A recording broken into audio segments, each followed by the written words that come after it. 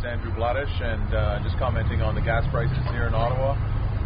As we see, they just can continue to rise, and it's always a situation talking about gas and how much actually our money goes towards taxes with gas and how much we're actually paying.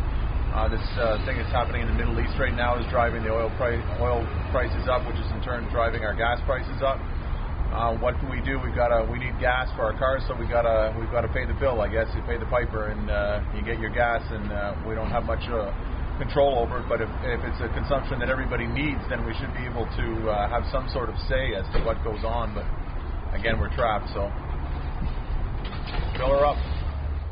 I think that we're just trying to drive conservatively, yes, and try not to go anywhere that we don't have to go, and try to phone first, and try to use the phone, and figure out if you need to actually go somewhere first. Maybe we'll start driving mopeds. Might work better for our gas situation. You know, what can you do? Like I say, we need the cars. I can't see purchasing a new car. That's going to cost me money right now, so I'm going to still drive my old car and hope that gas prices at least stay at this level for a while. Well, the gas prices are a little bit outrageous to go with the family budget. We have no choice. We have to go to work. I can't change the length it takes for me to get to my daughter's daycare, the length it takes for me to go to work. I could change the vehicle I drive, I suppose, but that's a whole other issue. I think, as anybody can attest to, it's not easy to change the vehicle you drive, just as when the price of gas spikes. So, yeah.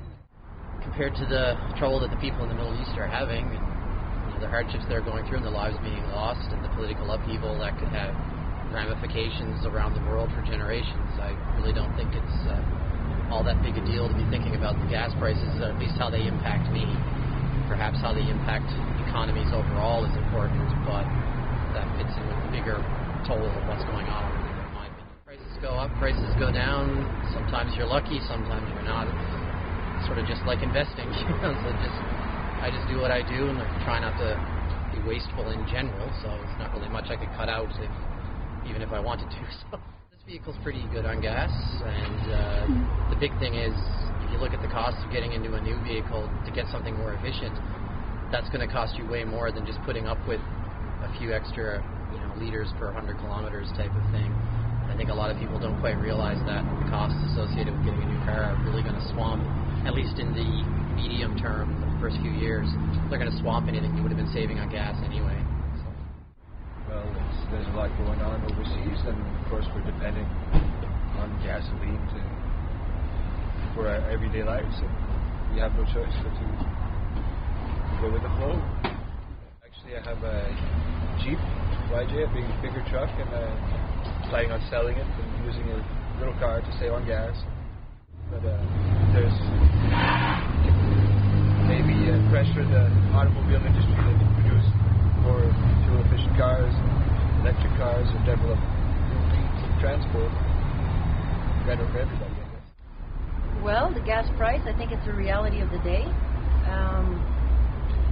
What's going on in the Middle East is sort of something that's been waiting to happen for many, many years to come.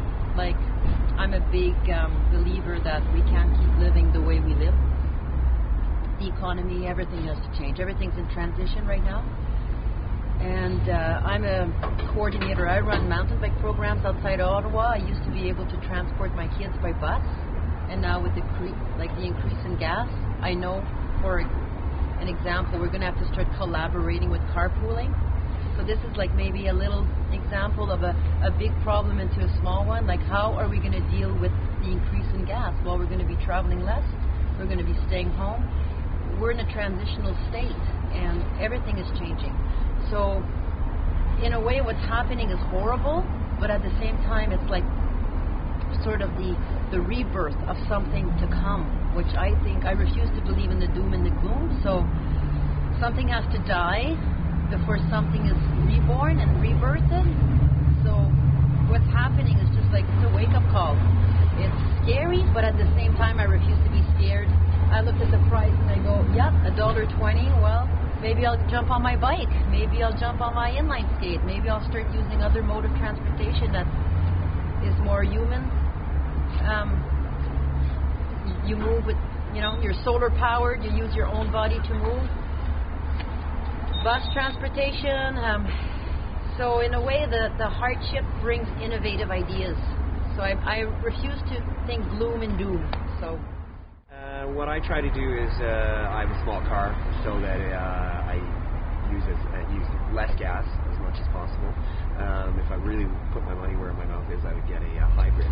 But I give up basically because I don't feel like getting stressed out about it. But it is ridiculous. I mean, prices just keep going up and up and up, and definitely due to the tensions that are in the Middle East. The general population will only be attracted to solving the problem by getting more fuel-efficient cars if it's worth their while.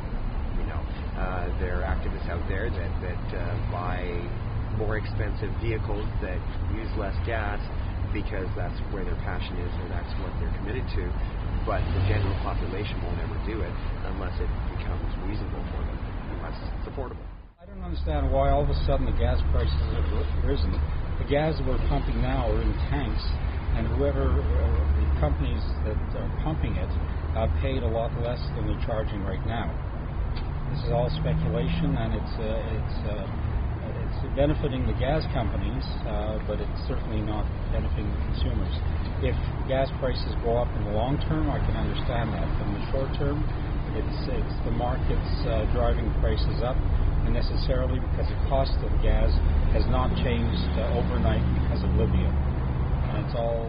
I've got a gas guzzler, unfortunately, and I'm not ready to buy a new car, a new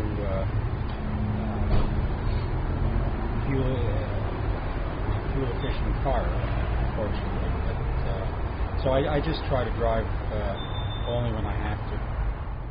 My name's Matt. I drive a Monte Carlo, and it costs too much for gas, so I'm probably going to be getting a different vehicle soon. I spend about $300 a month on gas.